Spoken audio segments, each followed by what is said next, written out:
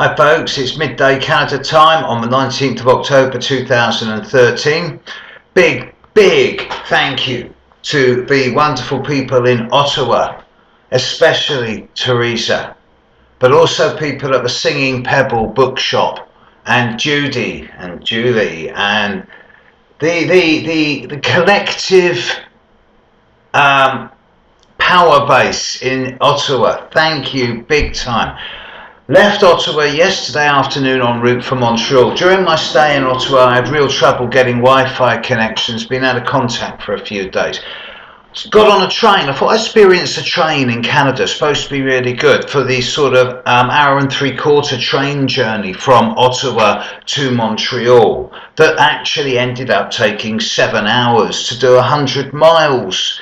And it got a little bit surreal, to be honest. But then I got met on, people waited for me, can you dig that, at Montreal for all that time to pick me up from the train. And wow, Montreal at night, interesting. Crazy days in the last few days. I ended up giving a lecture to a group of Ottawa astrologers. The next night I found myself at a comedy club doing stand-up, of which I do have a little bit of recording, and I will make it available when I get back to the UK. We had an astrological dinner. That was really interesting. And then the next night I found myself in Ottawa, the sedate capital of Canada, in a really good blues bar, listening to some proper blues, as well as another bar with lots of Celtic music. How good is that? Mind you, there's a lot of good people come for readings as well, so a big thank you to the Ottawa contingent. I'm coming back there. That was great, and I will spell your city's name properly as well. And now I'm in Montreal. And I'm going to be in Montreal for a few days, and then I'm heading down to Boston and New York before coming back to the UK. Right, so I'll be back in the UK in about 10-12 days time, end of the month, and I know I'm coming back to a lot of different things, so I'll deal with that when I get there. Now, during this time I've been away, a lot of people there's been craziness going on. I come back to find an email inbox with a lot in. Now, a lot of people are talking about this eclipse of the last few days, the full moon. Let's get one thing clear. It's not a bloody eclipse. An eclipse is when the sun, the new moon or the full moon is opposite or on the north node. And the north node and the new stroke full moon is a good 14-15 degrees away. That means that the moon is at its furthest point in its distance from the earth, not its nearest point, and because of that, the cone of the eclipse, the earth's shadow, come to a point before it hit the moon. So there was no eclipse. It's just a strong full moon, that's all. And yet, the last few days, everyone's been going to pieces, everyone's been cracking up, and everyone's going, it's a full moon eclipse in Aries. And it's like, no.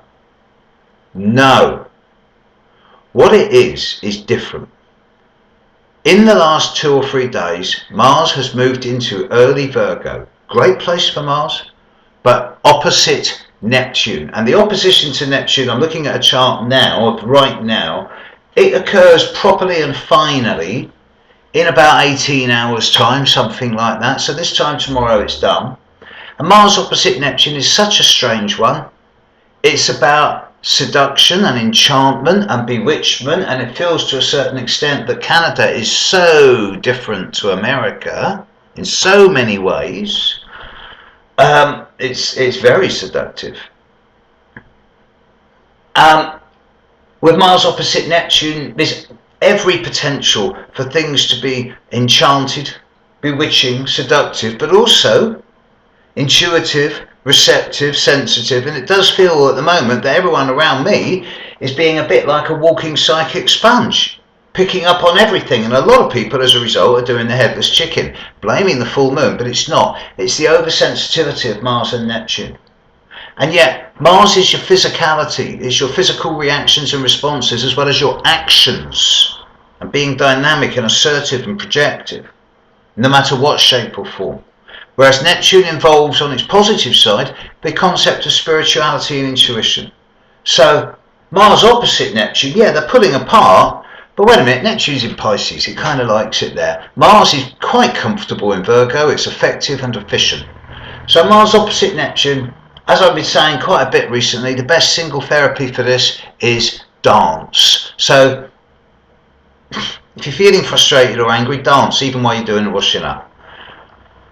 As I speak, the moon has just moved into Taurus. Over the next 12 to 24 hours, it's going to be opposite the North Node, and then Saturn, and then Mercury. So I do expect quite a degree of commonsensical, practical, pragmatic, grounded, down-to-earth decisions of a yes-no, black-white nature to be made. Taurus-Scorpio axis being emphasised at the moment, and yeah, shades of grey need not apply. Need to know where one stands. Okay, I'm in Montreal. I should be able to vlog regularly over the coming few days and then I get down to Boston, and we'll see what happens from there. But meantime, this is Steve Judge signing off. Catch you next time. Cheers, world. Bye.